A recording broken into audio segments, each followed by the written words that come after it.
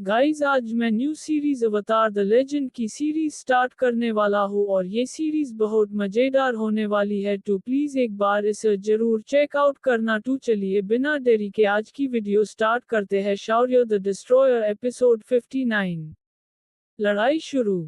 रानी medusa का सेनापति अपने सैनिकों के साथ रात में भी उन्हें ढूंढने में लगा हुआ था। वो अपने सैनिकों के साथ उस जगह पर आ जाता है जहां बर्फ मास्टर के पास उस नागवंश की लड़की ने आग जला रखी थी। सेनापति जली हुई लकड़ियों को उठाकर चेक करता है और कहता है वो यहाँ कुछ देर ठहरे थे और कुछ ही देर पहले यहाँ से निकले हैं। सेनापति आगे सैनिकों से कहता है जाओ और जाकर महारानी को बता दो कि हमें गद्दार का रास्ता मिल गया है। रेगिस्तान में एक बड़ा सा शहर था जो रोशनी से जगमगा रहा था और उसके ठीक सामने कुछ पहाड़ थे जिनके अंदर गुफा थी और कोई भी आराम से छिप सकता था। नागवंश की वो लड़की बर्फ मास्टर को वहीं ले आती है और गुफा के अंदर बैठा देती है। उन्हें गुफा में से सामने से वो जगमगाता शहर साफ नजर आ रहा था। बर्फ मास्टर को बिल्कुल भी होश नहीं था क्योंकि उनकी हालत जहर की वजह से काफी ज्यादा खराब हो चुकी थी। मास्टर आप आराम से बैठिए। इतना कहकर लड़की बर्फ के ऊपरी कपड़े उतारने लगती है। जैसे ही वो बर्फ मास्टर की जैकेट उतारती है तो उनकी पीठ पर हुए घावों के निशान देखकर घबरा जाती है। वो अपने आप को शांत करती है और बर्फ मास्टर के कंधे पर देखती है जहां सांप के डसे हुए का निशान था। जहर काफी फैल गया था और बर्फ मास्टर का एक तरफ का कंधा पूरा बैंगनी पड़ गया था। ये देखकर लड़की खुद से ही कहती है ये काफी फैल गया है, इसलिए मुझे जल्दी से इसे बाहर निकालने का कोई तरीका ढूंढना पड़ेगा। तभी बर्फ मास्टर बताते हैं साइड में ही एक पत्थर में दरार होंगी, उसे खोलो। लड़की तुरंत पीछे की तरफ साइड में देखती है और उसे वो दरार मिल जाती है। लड़की जैसे ही उसे उठाने की कोशिश करती है तो वो किसी बॉक्स की तरह खुल जाती है और लड़की पाती है कि उसके अंदर एक चाकू रखा हुआ था। लड़की चाकू बाहर निकाल लेती है और जैसे ही घाव को छूती है तो दर्द की वजह से बर्फ मास्टर थोड़ा हट जाते हैं। मास्टर आपको थोड़ा दर्द सहन करना पड़ेगा, लड़की बताती है। बर्फ मास्टर हाँ में गर्दन हिला देते हैं और सख्त होकर बैठ जाते हैं। लड़की चाकू को हल्के से चलाती है और घाव के ठीक नीचे काट देती है, इससे सारा जहर और गंदगी बाहर निकलने लगता है। पहले हरे रंग का जहर बाहर निकलता है और फिर गंध बाहर आने लगती है। गंध किसी लावे की तरह गर्म थी जो जमीन पर गिरते ही जल रही थी। लड़की चाकू जमीन पर रख देती है क्योंकि वो पूरा एरिया साफ हो गया था और वो बर्फ मास्टर को बताती है डसा हुआ सारा एरिया तो साफ हो गया है, लेकिन सबसे जरूरी चीज ये जहर है। जहर अभी भी घाव की गहराइयों में भरा हुआ है। भविष्य में ये और भी ज्यादा फैल सकता है। बर्फ मास्टर ये सुनकर निराश हो जाते हैं और इससे पहले वो कुछ कहते एकदम से वो लड़की घाव के कट पर अपना मुंह लगाकर जहर को सूंघना शुरू कर देती है। बर्फ मास्टर इससे काफी ज्यादा चौंक जाते हैं। वो काफी ज्यादा हैरानी में आ जाते हैं। लड़की अपना मुंह लगाए सारे जहर को सूते जा रही थी और फिर उसे बाहर थूक रही थी। वो थोड़ी ही देर में जहर को बाहर निकाल कर थूक देती है और बर्फ मास्टर को बताती है जहर का एक हिस्सा मैंने निकाल दिया है। अब आप कुछ समय के लिए आराम से रह सकते हैं।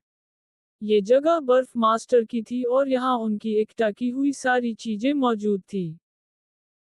लड़की खड़ी होती है और पीछे की तरफ पत्थर की दीवार में हुए छेड़ों की तरफ जाती है जहां पर दवाएं और पट्टी रखी हुई थी। वो वहां से दवाएं और पट्टी उठाती है और बर्फ मास्टर के पास आते हुए पूछती है मास्टर क्या यही वो जगह है जिसे आप पहले से तैयार कर रहे थे? बर्फ मास्टर बताते हैं बिना तैयारी के मैं कभी भी कुछ नहीं करता। लड़की घाव पर मलहम लगाकर पट्टी बांधते हुए पूछती है आप लोगों को क्यों मारते हैं, आखिर ऐसी भी क्या वजह है? बर्फ मास्टर बताते हैं मैं सिर्फ नियमों का पालन करता हूँ। उनका जवाब सुनकर लड़की पूछती है नियम क्या, इससे कोई दूसरा तरीका नहीं है? बर्फ मास्टर इस बात का जवाब नहीं देते और अपने सीधे हाथ की अंगूठे के पास वाली अंगूठी को छूते हुए बताते हैं, ये इसकी वजह से है कि मैं अभी तक जिंदा हूँ। इसके अलावा ये मुझे ताकत देती है और ताकतवर बनाती है। ये सुनकर लड़की पूछती है, आप सच में ही काफी ताकतवर है। लेकिन क्या आप खुश भी है? बर्फ मास्टर आगे उस जगमगाते हुए शहर को देखते हुए बताते हैं, नाग वंश के आदमी इस शहर को पार करने की हिम्मत भी नहीं कर सकते। इसलिए जब कल हम वहां पहुंच जाएंगे तो फिर तुम अपने रास्ते और मैं अपने रास्ते। हम दोनों फिर अलग हो जाएंगे। ये सुनकर लड़की चुप होकर बैठ जाती है और क्योंकि वो थकी हुई थी इसलिए वो फिर सो जाती है। बर्फ मास्टर उसके पास ही बैठे चारों तरफ नजर रख रहे थे। तभी अचानक से लड़की का शरीर कांपने लगता है क्योंकि उसे अपनी बीती यादें याद आ रही थी जिनकी वजह से वो घबरा रही थी। सपने में नजर आता है कि वो नाग समुदाय के लोगों से घिरी हुई है जिन्होंने उसे बेलों से बांधा हुआ था और उसके ठीक सामने रानी मेडुसा खड़ी हुई थी। उस लड़की के ऊपर एक नीले रंग की ऊर्जा छोड़े जाने लगती है जिससे उसे खत्म किया जा सके, लेकिन दर्द के मारे चीख रही थी लेकिन कोई भी उसकी मदद नहीं कर रहा था। तभी लड़की एकदम से वहां से गायब हो जाती है और ये देखकर वहां मौजूद सभी लोग परेशानी में आ जाते हैं। रानी मेड्यूसा का वो बूढ़ा एल्डर गुस्से में कहता है, इस नामुराद ने हमारी परंपरा को तोड़कर भागने की कोशिश की है। इसने हमारी रिवाजों की हंसी उड़ाई है। महारानी, आपको इस गद्दार को उसके किए की सजा देनी ही होगी। रानी जवाब देती है, मैं गद्दार को वापस जरूर लेकर आऊंगी। लड़की ये सब अपने सपने में देखती हुई सो ही रही थी कि तभी एकदम से एक धमाके की आवाज आती है जिससे लड़की को नींद खुल जाती है। वो देखती है कि बर्फ मास्टर उसके पास थे ही नहीं, बल्कि बाहर से लड़ने का शोर आ रहा था। मास्टर! लड़की चिंता में बर्फ मास्टर को पुकारते हुए बाहर की तरफ जाती है। वो बाहर की तरफ झांकते हुए देखती है कि बर्फ मास्टर अकेले ही बहुत सारे नाग वंश के सैनिकों से लड़ रहे थे। लड़की की आवाज सुनकर दो सैनिक भाले लिए उसी तरफ आने लगते हैं और लड़की उन्हें देखकर घबराकर वही साइड में छिप जाती है। बाहर बर्फ मास्टर अपने भाले को काफी तेज स्पीड से चलाते हुए नागवंश के सैनिकों को मारने में लगे हुए थे। वो जितने सैनिकों को मार रहे थे उतने ही और वहां आते जा रहे थे। तभी बर्फ मास्टर की नजर अंदर की तरफ जाते दो सैनिकों पर पड़ती है, लेकिन तब तक और सैनिक भी बर्फ मास्टर पर टूट पड़ते हैं। उन्हें एक साथ मारने के लिए बर्फ मास्टर अपनी शक्ति का इस्तेमाल करते हैं। वो अपना उल्टा हाथ उठाते हैं और जैसे ही मुट्ठी भींचते हैं तो एकदम से धरती के अंदर से पत्थर की नुकीली चट्टानें बाहर निकल आती है। ये चट्टानें उन सैनिकों के ठीक नीचे से निकलती है और वो सब मारे जाते हैं। लेकिन तभी फिर से और सैनिक आ जाते हैं। सैनिकों को देखकर बर्फ मास्टर अपने शरीर से अपनी बर्फीली आग को बाहर निकाल लेते हैं। उनके शरीर से बर्फ जैसी आग बाहर निकलने लगती है। बर्फ मास्टर अपनी गुप्त चाल छिपी हुई बर्फ का इस्तेमाल करने ही वाले थे, तभी साइड से उनकी तरफ तेजी से एक भाला आता है। बर्फ मास्टर अपने भाले से वार करके उस भले को खुद को लगने से पहले ही दूर फेंक कर मरते हैं और उस तरफ देखने लगते हैं। नागवंश की सेना का सेनापति उस तरफ से आते हुए कहता अपने सैनिकों से कहता है, इस इंसान को उसकी असली लड़ने की एबिलिटी का इस्तेमाल मत करने दो। इतना कहकर वो अपने सैनिकों को इशारा कर देता है और सभी सैनिक एक साथ बर्फ मास्टर पर टूट पड़ते हैं। बर्फ मास्टर भी अपना भाला चलाते हुए उनसे लड़ने लगते हैं और उन्हें मारने लगते हैं, लेकिन इस बार ये सैनिक अपने भाले भी फेंक फेंक कर मार रहे थे जिससे घायल बर्फ मास्टर को थोड़ी तकलीफ हो रही थी। बर्फ मास्टर तेजी से अपना भाला चलाते हुए उन सब को मार रहे थे, लेकिन तभी चार सैनिक अंदर घुस जाते हैं। अंदर एक शेल रखी हुई थी जिसके अंदर वो लड़की छिप गई थी। बर्फ मास्टर को इसका पता था, इसलिए बर्फ मास्टर तेजी से अंदर की तरफ जाते हैं और उन सैनिकों को एक ही झटके में आगे की तरफ उड़ा देते हैं, पर इससे एक सैनिक शेल के ऊपर के हिस्से पर चढ़ जाता है और लड़की को देख लेता है। बर्फ मास्टर शेल को बहुत जोर से लात मारते हैं, इससे शेल के ऊपर चढ़ा सैनिक पीछे दीवार पर जोर से जाकर लगता है और सीधा मारा जाता है। तभी बाहर से सैनिक और सेनापति अंदर की तरफ आने लगते हैं। बर्फ मास्टर वहां से पीछे खाई की तरफ उस शहर को देखते हैं और शेल को पीछे की तरफ धकेलने लगते हैं। इससे अंदर छिपी लड़की की घबराहट में चीखें निकलने लगती है। घाव की वजह से उन्हें कंधे में दर्द होता है, लेकिन बर्फ मास्टर शेल को नीचे की तरफ धकेल देते हैं और जैसे ही शेल नीचे गिरता है तो खुद भी उसके ऊपर चढ़ जाते हैं और लड़की अंदर थी। शेल जैसे ही नीचे गिरती है तभी बर्फ मास्टर को सामने से कंधे में एक तीर जोर से लगता है, लेकिन वो अपने आप को संभाल लेते हैं और तीर कंधे में से निकालकर फेंक देते हैं। शेल बहुत तेजी से चट्टान के सहारे फिसलते हुए नीचे की तरफ जाता है और घायल बर्फ मास्टर उसके ठीक ऊपर अपना भाला थामे बैठे हुए थे। नागवंश के सभी सैनिक भी उनके पीछे आने लगते हैं और सेनापति भी अपने पंख बाहर निकालकर उड़ते हुए तेजी से उनके पीछे आने लगता है। लड़की बर्फ मास्टर से कहती है, मास्टर मेरी चिंता मत कीजिए, आप यहाँ से भाग सकते हैं। बर्फ मास्टर कोई जवाब नहीं देते और उनके ऊपर झपटते सभी सैनिकों को मारने लग जाते हैं। सेनापति उड़ते हुए जैसे ही तेजी से उनके करीब जाता है तो बर्फ मास्टर अपने भाले को शेल में गाड़ के अपनी तरफ खींचते हैं और उसके पास आते ही छोड़ देते हैं। इससे भाला बहुत जोर से सेनापति की छाती में लगता है और उसकी दर्द भरी चीख जोर से निकलती है, आह। अब वो जैसे ही दोबारा हमला करने को होता है तो बर्फ मास्टर अपने भाले से उसकी गर्दन भींचकर उसे अपने आगे झुका लेते हैं। तभी अंदर से लड़की तेज आवाज में कहती है, मास्टर सामने। सामने एक छोटा पत्थर था जिससे शेल टकराकर उछल जाती है और इसके साथ बर्फ मास्टर और सेनापति भी ऊपर की तरफ उछल जाते हैं।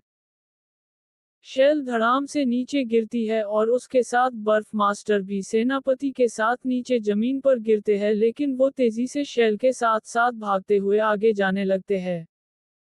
सेनापति वार करता है और बर्फ मास्टर एक ही वार में उसे पीछे पत्थर पर दे मरते हैं। बाकी सैनिक शेल पर झपट पड़ते हैं, लेकिन बर्फ मास्टर तेजी से आकर उन्हें भाले के एक ही वार से मार डालते हैं। शेल के ऊपर भी कुछ सैनिक चढ़े हुए थे। शेल के पास नीचे से सबको मारने के बाद बर्फ मास्टर अपने पंख निकालकर उड़ते हुए शेल के ऊपर आ जाते हैं और उन सैनिकों को भी मार डालते हैं। तभी पीछे से कुछ और सैनिक बर्फ मास्टर के ऊपर झपट पड़ते हैं। बर्फ मास्टर उन्हें लेकर ऊपर की तरफ उड़ते हैं और जो भी बर्फ मास्टर के हाथ में आ रहा था वो सीधा मौत की घाट उतर रहा था। बर्फ मास्टर दो सैनिकों को मारकर जैसे ही फ्री होते हैं तो दो और सैनिक उनको पकड़ लेते हैं। एक पीछे से गर्दन को पकड़ता है और दूसरा पैरों को जकड़ लेता है। बर्फ मास्टर इन सैनिकों को जैसे ही मारने की कोशिश करते हैं तो दो और सैनिक उन पर झपट पड़ते हैं और सेनापति अपने धनुष से निशाना लगाकर सीधा एक तीर बर्फ मास्टर के पेट के पार कर देता है। तीर जैसे ही बर्फ मास्टर के पेट में लगता है तो उनकी दर्द भरी आवाज निकल जाती है, आह। लड़की घबराहट में बर्फ मास्टर के लिए जोर से चिल्लाती है, नहीं।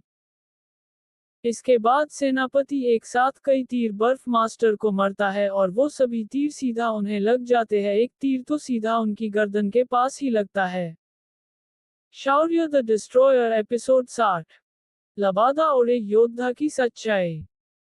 नागवंश की सेना के सेनापति ने बर्फ मास्टर को एक साथ कई तीर मार दिए थे जो सीधा उन्हें लग जाते हैं और इससे बर्फ मास्टर की हालत बहुत ज्यादा खराब हो जाती है, उनकी आंखें धुंधलाने लग जाती है।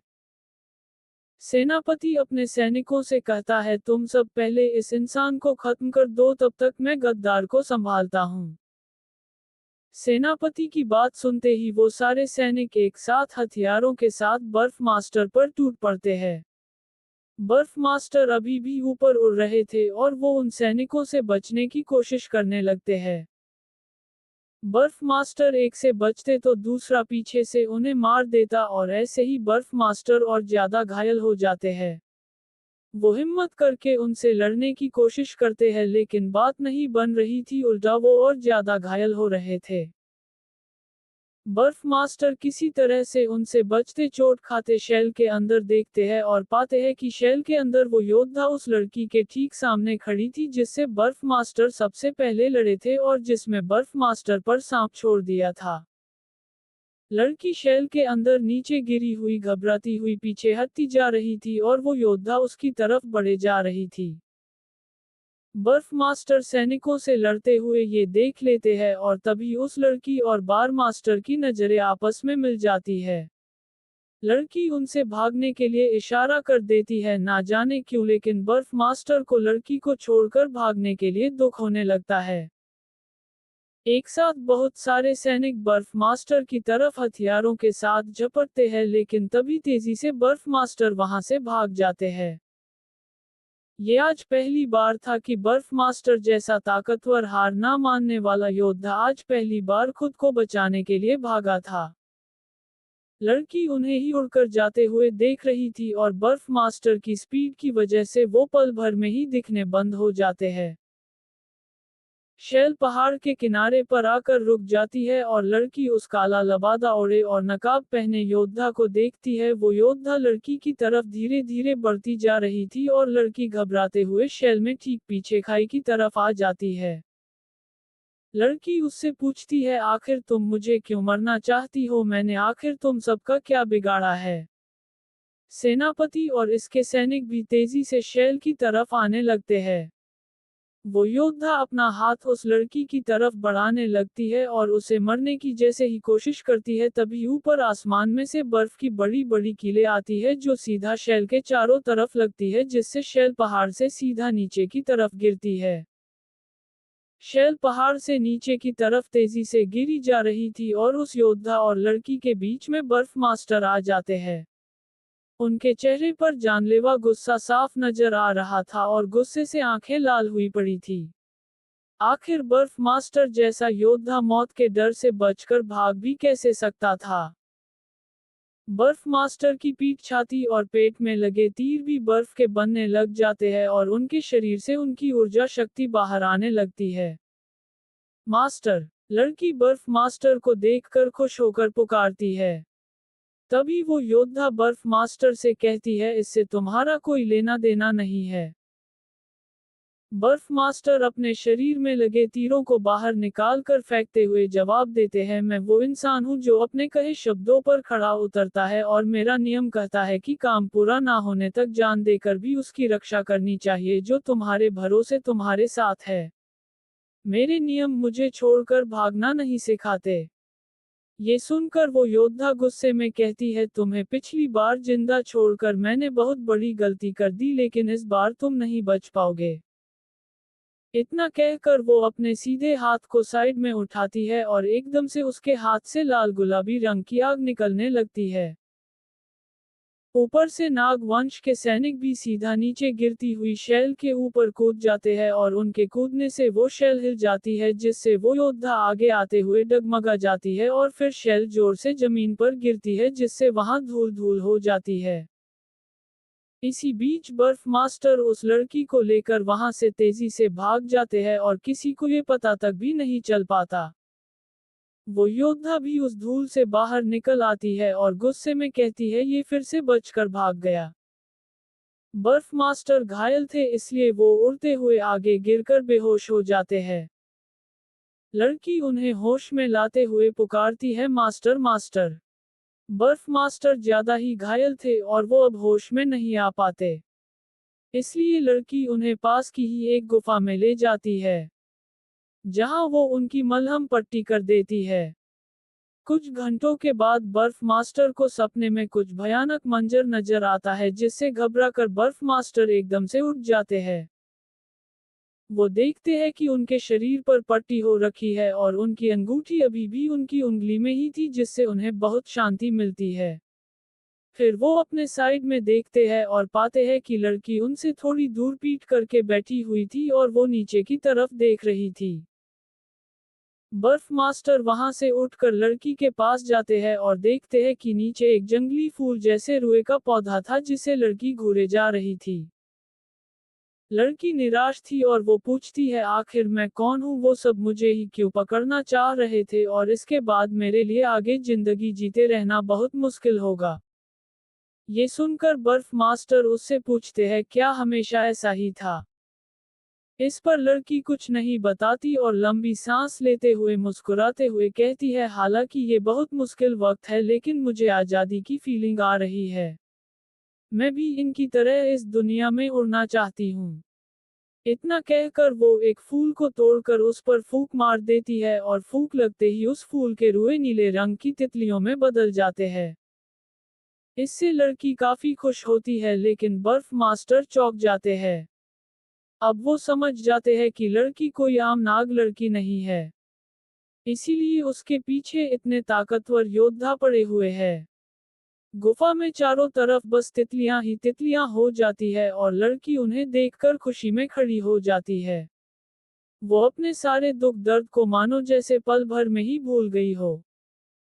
लड़की बर्फ मास्टर को बताती है, मुझे मेरा नाम याद आ गया। मेरा नाम जिया है। जिया बिल्कुल एक आजाद तितली की तरह जिसकी जिंदगी पर कोई भी काबू ना कर सके। बर्फ मास्टर पूछते हैं। जिया जवाब देती है, हाँ, क्योंकि एक तितली जन्म से ही उड़ने के लिए आजाद होती है, पूरी आजादी के साथ।